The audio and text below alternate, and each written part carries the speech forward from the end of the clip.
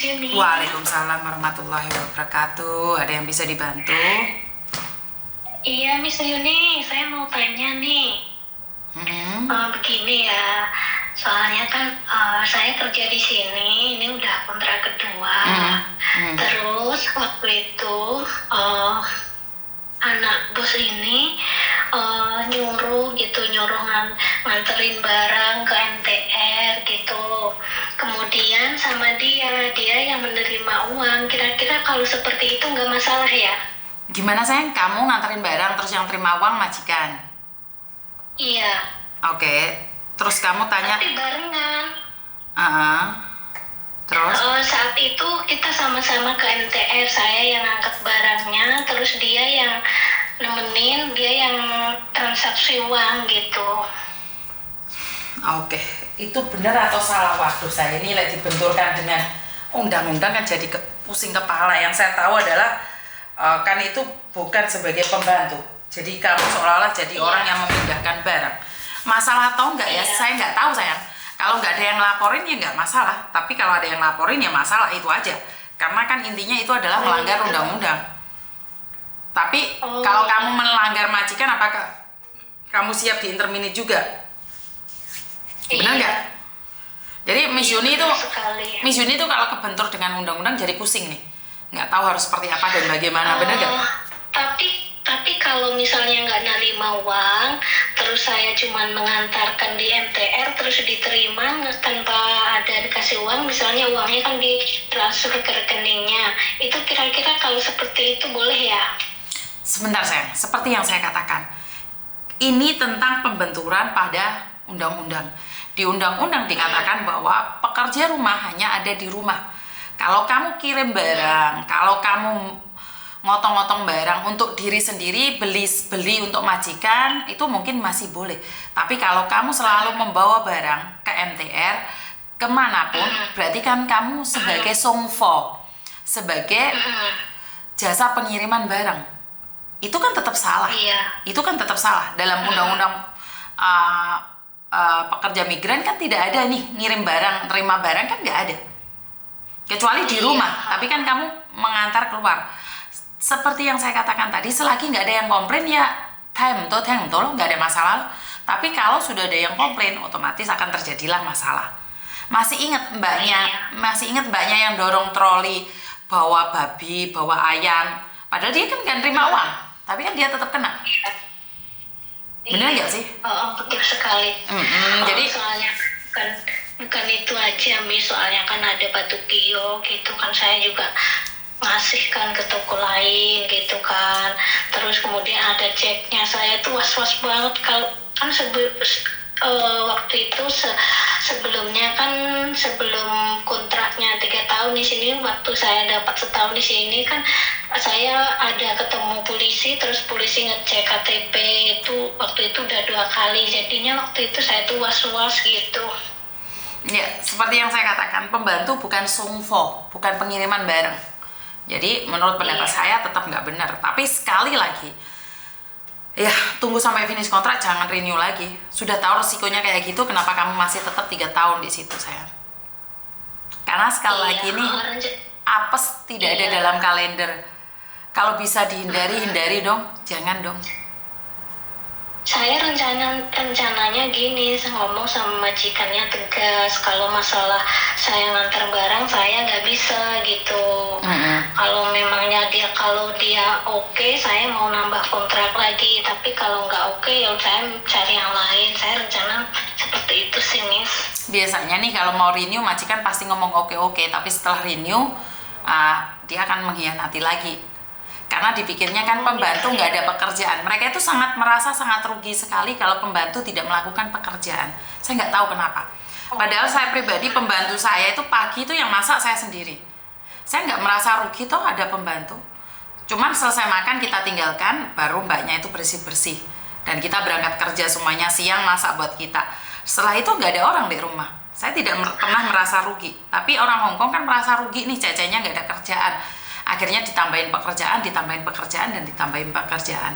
Padahal itu di luar kerja dia. Iya, terus gini Miss, terus waktu itu saya kan dia punya rumah di Cina, saya ke Cina di sana. Waktu itu saya 8 hari itu lah saya lembur kan. Terus katanya dia nanti tiap tahun sekali atau setengah tahun sekali ke sana gitu, dia bilang kerja gitu. Tapi saya pikir-pikir kayak gitu bahaya juga kan, sering ke Cina. Dan tidak tercover asuransi kalau ke Cina. Iya, saya pindah aja. Soalnya kan sini saya membantu banyak Mbak Ena, saya di depan komputer ya. Kemudian saya merajut giok-giok gitu, bantu-bantu dia, terus nyariin orang kalau beli, saya nyari sampai mumet saya 4.000 giok itu. Oh, itu tuh saya yang ini, yang apa, yang ngurusin. Wah, ini jumlahnya ini, apanya gitu. Tanya kalau dia mau suruh nyariin barang dagangan itu saya yang disuruh. Makanya kan seperti saya bilang nih, kalau kayak gitu itu job kamu bukan sayang. Terus jahit juga gitu, disuruh bikin tas, nanti tasnya itu dikasih bagi orang yang beli gioknya. Misalnya 1.000 atau 5.000 ke atas dikasih tas gitu. Saya yang jahit tas itu, tas-tas kecil-kecil gitu. Ya, seperti yang aku katakan. Jika kamu nggak setuju ya jangan diteruskan. Iya Miss, itu makanya Miss saya tuh bingungnya di situ. Karena tidak ada siapapun yang bisa memaksa kamu kecuali dirimu sendiri. Dan Miss Yuni juga cuma bisa ngasih saran. Solusi tetap ada di kamu yang menentukannya. Iya, kalau ke teman gini Miss, konsul ke teman katanya disuruh ini, di sini enak katanya, tapi saya kan was-was gitu. Setelah saya udah telepon Miss Yuni ini, saya udah tenang, terus sudah dapat solusinya, sudah positif, saya mau pindah gitu. Karena saya tidak ingin nih kamu menyesal di belakang. Kan kita nggak tahu nih yang di belakang ada apa. Begitu banyak cerita teman-teman kan sebagai wawasan ya, sebagai pengalaman nih. Iya, Jangan sampai kita mengalaminya. Benar nggak sih? Iya betul. Soalnya dia itu gandolin saya udah lama. Terus ya dia itu baik banget sama saya. Tapi di sisi lain kan itu karena saya membantu dia dalam pekerjaan toko. Makanya itu dia sangat baik. Terus saya katanya dibanding-bandingkan dengan Cina, ini sih tinggal di sini dia bantu saya nggak pernah salah gitu kan, bantuin gioknya dia gitu. Jadi saya takutnya sekarang dia bagus-bagus, nanti suatu saat kan nggak tahu kan. Jangan memikirkan tentang kedepannya. Yang penting sekarang kamu sudah tidak berani lagi, lebih baik mundur. Tapi kalau kamu berani mengambil risiko, karena gini loh Mbak, yang punya risiko itu kamu, yang punya bahaya itu kamu. Betul. Orang lain tuh cuma ngomong. Giliran kamu di penjara, kamu yang masuk penjara, bukan orang lain. Iya, betul. Kalau Miss Yuni deh cari selamat teh. Sama-sama kerja, kenapa harus membahayakan diri sendiri? Bener gak sih? Iya, bener banget. Jadi kalau saya pribadi, saya tidak akan nekat. Iya, saya juga akan cari yang lain. Saya udah ini loh, takut banget. Pokoknya nggak tenang gitu.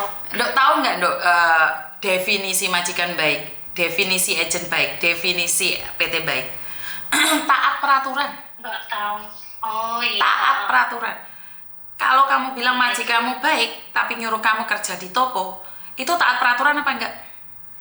Enggak itu. Oke. Baik apa enggak? Enggak. Lah iya. Enggak patuh. Yang saya katakan majikan cerewet, majikan ngamuan, itu sudah wajar menurut saya pribadi. Tapi majikan yang tidak mengikuti peraturan, menurut saya adalah majikan yang kurang baik. Begitu juga dengan agent.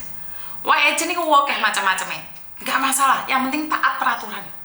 Itu lebih penting daripada kamu bilang dia baik, ngasih makan, ngasih gaji, tapi kerja 2 rumah. Itu baik apa tidak? Oh iya, betul sekali. Oh, nggak baik. Betul, definisi baik adalah taat peraturan. Iya. Bisa difahami ya? Iya, Miss. Terima kasih banyak ya Miss atas solusinya. Semoga Allah memudahkan. Sukses selalu Miss. Amin. Begitu juga dengan kamu sayang. Terima kasih. Iya amin. Makasih. Oke, Bapak. Assalamualaikum. Waalaikumsalam. Oke, definisi orang baik. Macam-macam orang baik. Tapi saat taat peraturan itu adalah orang baik. Benar nggak sih? Setuju nggak sih? Halo. Assalamualaikum.